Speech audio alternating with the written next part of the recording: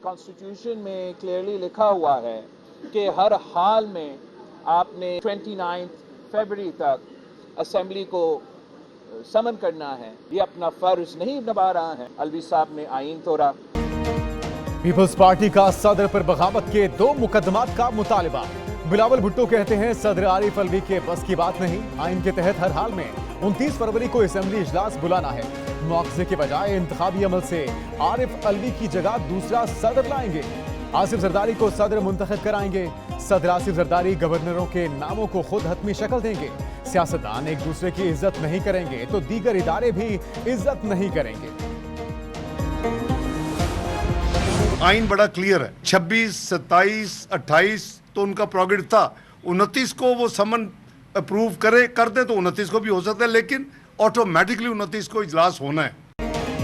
सदर का इजलास बुलाने का इख्तियार 21 दिन तक है। आइन के मुताबिक इलेक्शन के बाद 21 दिन में कौमी असेंबली का इजलास होना जरूरी है। मुस्लिम लीग नून के सेनेटर इसाक डार की मीडिया से गुफ्तगू।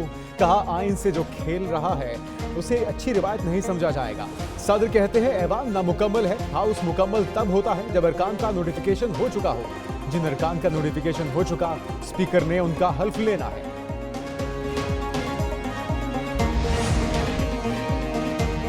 कौमी असेंबली के इफ्तिताही इजलास की तैयारियां, सदर मंजूरी दें या नहीं। इजलास हर हाल में 29 फरवरी को होगा।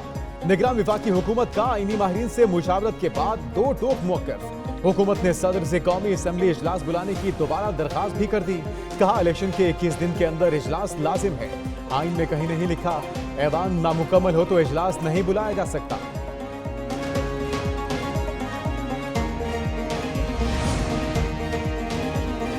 सदर मुमलिकत के इंतखाब का शेड्यूल 1 मार्च को जारी होगा। इलेक्शन कमीशन का ऐलान। तर्जुमान इलेक्शन कमीशन के मुताबिक 29 फरवरी को तमाम असेंबलियां वजूद में आ जाएंगी।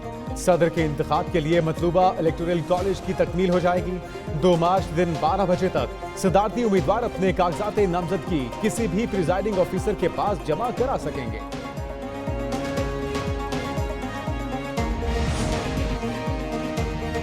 सुन्नी इत्तेहाद काउंसिल को मखसूस नशिस्तें मिलेंगी या नहीं, आज भी फैसला ना हो सका। इलेक्शन कमीशन ने तमाम दरखास्तों को यकजा कर दिया। कौमी और सूबाई असेंबलियों में नुमाइंदगी रखने वाली जमातों को नोटिस जारी करने का फैसला। इलेक्शन कमीशन दरखास्तों पर कल फिर समाअत करेगा। आज दौरान समाअत बैरिस्टर अली जफर ने दलाइल में कहा कि क्या दूसरी जमातें सुन्नी इत्तेहाद काउंसिल की नशिस्तें लेना चाहती हैं। अगर नून लीग और पीपल्स पार्टी ये मखसूस सीटें लेना चाहती हैं तो सामने आए। इत्तेहाद काउंसिल की तरफ से 4 एप्लीकेशन इलेक्शन कमीशन के पास गई। ये टोटल 227 सीटें बनती है। इसमें नेशनल असेंबली में 60 वमेन की और 10 नॉन मुस्लिम के सीटें रिजर्व्ड है। मखसूस नशिस्तों के फैसले तक कौमी असेंबली का इजलास नहीं हो सकता। बैरिस्टर गौहर का मौक़िफ़। इल्जाम आयद किया साजिशी तरीके से PTI से बल्ले का निशान लिया गया। सुन्नी इत्तेहाद ने 4 दरखास्तें इलेक्शन कमीशन को भेजी। उम्मीद है फैसला मुनसिफाना होगा। शेर अफजल बोले कौमी असेंबली इजलास में शिरकत का फैसला नहीं किया। मखसूस नशिस्तें न मिलने पर हाई कोर्ट जाएंगे। धांधली के खिलाफ हफ्ते को मुल्क भर में एहतजाज होगा। तमाम दरखास्तें मुत्तहिदा कौमी मूवमेंट की, पाकिस्तान पीपल्स पार्टी की, पाकिस्तान मुस्लिम लीग नून की जो कैंडिडेट्स हैं ख़वातीन, उनकी जो दरखास्तें हैं वो इलेक्शन कमीशन ने आज यकजा कर दी हैं। शोर मचाया जा रहा है। इलेक्शन कमीशन फैसला नहीं करता, खुद इल्तिवा मांग लेते हैं। लीगी रहनुमा आजम नजीर तारड़ की PTI पर तनकीद। कहा इलेक्शन कमीशन ने MKN, पीपल्स पार्टी और नून लीग की दरखास्तें यकजा कर दी। अता तारड़ बोले कानून के मुताबिक इंट्रा पार्टी इलेक्शन कराते तो निशान ना लिया जाता। PTI बगैर सोचे समझे सुन्नी इत्तेहाद में शामिल हुई। अब आइन को पामाल करके मखसूस नशिस्तें लेना चाहती है।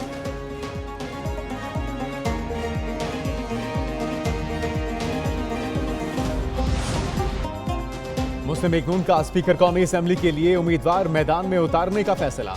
अयाज सादिक स्पीकर के मनसब के मजबूत उम्मीदवार। नून लीग और पीपल्स पार्टी के मुशावरत में भी अयाज सादिक के नाम पर इत्तेफाक। PTI का स्पीकर कौमी असेंबली के उम्मीदवार के तौर पर आमिर डोगर के नाम का ऐलान। बानी PTI ने मंजूरी दे दी। PTI के जनरल सेक्रेटरी उमर अयूब का दावा।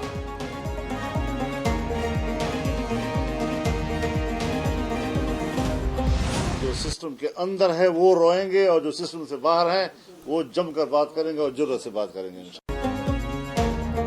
अवाम का नुमाइंदा एस्टेब्लिशमेंट का नुमाइंदा नहीं होना चाहिए। इस तरह मुल्क चलेगा न निजाम। जेयूआई के सरबराह मौलाना फजलुर रहमान कहते हैं जो लोग सिस्टम के अंदर हैं वो चंद दिनों बाद रोएंगे।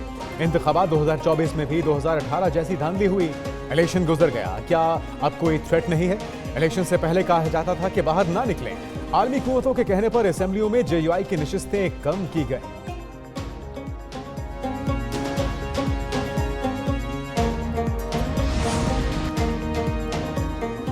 मानी पीटीआई का आईएमएफ को खत भेजने पर इसरार। अडियाला जेल में केस की समाअत के दौरान सहाफियों से गुफ्तगू, कहा खत पार्टी रहनुमाओं से मुशावरत के बाद आईएमएफ को भेजा जाएगा। बताएंगे सियासी इस्तेहकाम के बगैर माशी इस्तेहकाम नहीं आ सकता। वसाइल पैदा किए बगैर कर्ज पर मुल्क नहीं चल सकता। आईएमएफ को खत गद्दारी करार दिया जा रहा है। फैटिस पर कानून साजी की इन्होंने मुखालफत की थी।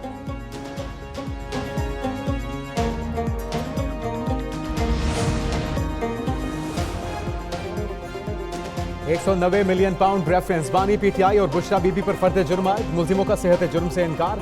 अडियाला जेल में एहतसाब अदालत के जज ने फर्द जुर्म पढ़कर सुनाए। बानी पीटीआई के वकला की चालान की नकूल दोबारा फराहम करने की इस्तदा। अदालत के आइंदा समाअत पर 5 गवाहों को तलबी के नोटिस। बानी पीटीआई के बच्चों से बात करने की दरखास्त मंजूर। मजीद समाअत 6 मार्च को होगी।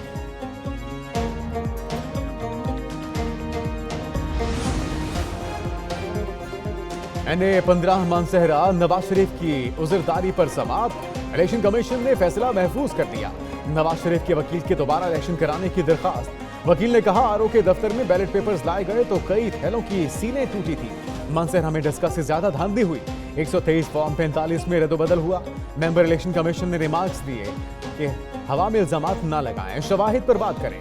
इलेक्शन कमीशन हर थैला और सीलें देखने नहीं जाएगा।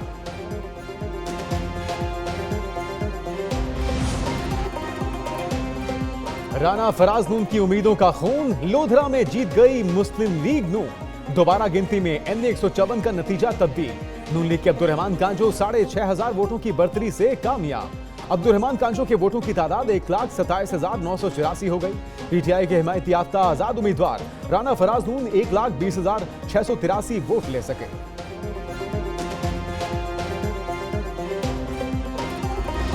सबके दिल से हल्फ उठाता हूँ कि सबके दिल से हल्फ उठाता हूँ कि मैं खुलूसे नियत से पाकिस्तान का हामी और वफादार रहूंगा। खुलूसे नियत से पाकिस्तान का हामी और वफादार रहूंगा। वज़ीर आला सिंध मुराद अली शाह ने हल्फ उठा लिया। गवर्नर हाउस कराची में पुरवकार तकरीब। गवर्नर कामरान टिसौरी ने वज़ीर आला से उनके ओहदे का हल्फ लिया। तकरीब में बिलावल भुट्टो जरदारी, फरियाल तालपुर, मकबूल बाकिर की शिरकत। कायम अली शाह, निसार खोड़ो, शर्जील मेमन, नासिर शाह भी शरीक हुए। मुख्तलिफ मुल्कों के सिफारतकारों और अमायदीन शहर ने भी वज़ीर आला सिंध की हल्फबर्दारी की तकरीब में शिरकत की।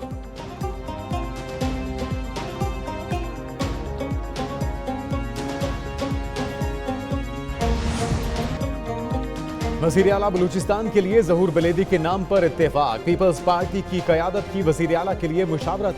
बलूचिस्तान असेंबली का इजलास कल होगा। अरकान हल्फ उठाएंगे। इस्लामाबाद में पीपल्स पार्टी और मुस्लिम लीग नून की पार्लिमानी कमेटियों का मुश्तरका इजलास। चंगेज जमाली, सनाउल्लाह ज़ाहरी, सरफराज बुख्ती, इसहाक डार, अयाज सादिक, जाफिर मंदोखेल की शिरकत। हुकूमत साजी पर मुशावरत हुई। मालियाती उमूर में शफाफियत पर समझौता नहीं होगा। मेरिट की खिलाफ वर्जी करूंगी ना होने दूंगी। पंजाब में कोई सियासी भर्ती नहीं होगी। वज़ीर आला मरियम नवाज शरीफ ने वाज़ेह कर दिया। दरबार हॉल सेक्रेटेरिएट में सुबह सवेरे इजलास की सदारत की। बोली खिदमत के जज्बे से सरशार दयानतदार अफसरों को सल्यूट करती है। एहतसाब, शफाफियत, मयारी काम और टाइम वर्क रेड लाइन है। अवाम के मसाइल का फौरी हल चाहिए। वज़ीर आला का नारकली के मकबरे का दौरा। म्यूजियम का इफ्तिताह। सेफ सिटी अथॉरिटी के हेड ऑफिस भी गए। रमजान मुबारक में शहरियों के लिए रिलीफ। मुतहरिक हो गई वज़ीर आला मरियम नवाज शरीफ। पंजाब भर में मुस्तहिक अफराद को नेगेबान रमजान पैकेज देने का फैसला। रजिस्टर्ड घरानों को रमजान राशन बैग दिए जाएंगे। सूबे भर में 70 लाख खानदान नेगेबान प्रोग्राम के तहत राशन हासिल कर सकेंगे। लाहौर में 4,81,000 से ज्यादा मुस्तहिक घराने रमजान राशन बैग से मुस्तफीद होंगे। खैबर पख्तूनख्वा असेंबली का इजलास कल होगा। 9 मुंतखब अरकान हल्फ उठाएंगे। असेंबली के सेक्रेटरी किफायतुल्लाह अफरीदी की एक न्यूज से खुसूसी गुफ्तगू। कहा इजलास के लिए इंतजाम कर लिए। कल के एजेंडे में सिर्फ हल्फबर्दारी शामिल है। अगले दिन स्पीकर और डिप्टी स्पीकर का इंतखाब होगा। इजलास के तीसरे रोज वज़ीर आला का चुनाव किया जाएगा। पीटीआई ने आकिब खान को स्पीकर का उम्मीदवार नामजद कर दिया।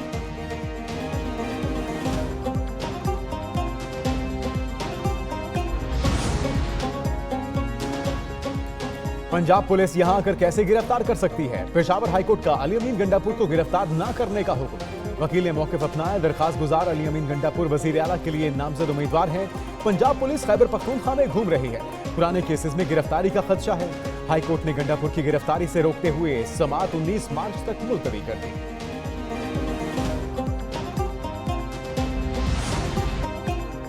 सुप्रीम कोर्ट में भुट्टो रेफरेंस की समाअत। चीफ जस्टिस काजी फायज ईसा ने रिमार्क्स दिए। मुकदमे को फौजदारी पहलू से सुनना चाहते हैं, ऐसे हवालों से सुनना चाहेंगे जो जमीर झंझोड़ने वाले हों।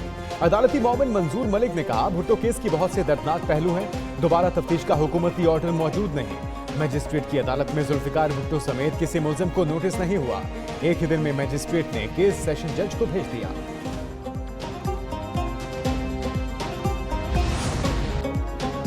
जाने तो वापस नहीं आ सकती। भुट्टो रेफरेंस से जमहूरियत जिंदा होगी। शरीर रहमान कहती है, जमात से पता चल रहा है कि कहां-कहां नाइंसाफियां हुई। केस के फैसले से जमहूरियत पर यकीन बहाल होगा। फैसल करीम कुंडी बोले, फैसले से अदालत की फतह होगी। सदर अलवी ने जाते जाते सियाबाब का इजाफा किया। कौमी असम्बली का इजलास 29 फरवरी को होगा। अरकान का हल्फ, वजीर आजम और स्पीकर का इंतखाब होगा।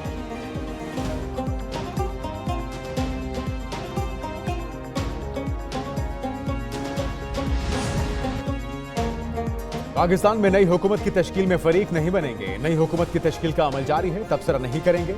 तर्जुमान अमरीकी महकमे खारजा मैथ्यू मिलर की प्रेस ब्रीफिंग। कहा, पाकिस्तान में हुकूमत को इस अंदाज में आगे बढ़ते देखना चाहते हैं जो अवाम की मर्जी की अक्कासी करे। मुबैना इंतखाबी बेज़ाब्तियों की तहकीकात जल्द मुकम्मल होनी चाहिए।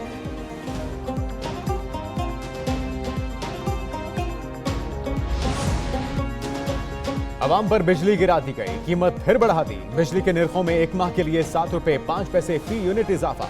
नेपरा ने मंजूरी दे दी, नोटिफिकेशन जारी। इजाफा जनवरी के माह फ्यूल एडजस्टमेंट कीमत ने किया। सार्फिन को मार्च के बिलों में इजाफी अदायगियां करना होगी। सार्फिन पर 66 अरब रुपए का इजाफी बोझ पड़ेगा।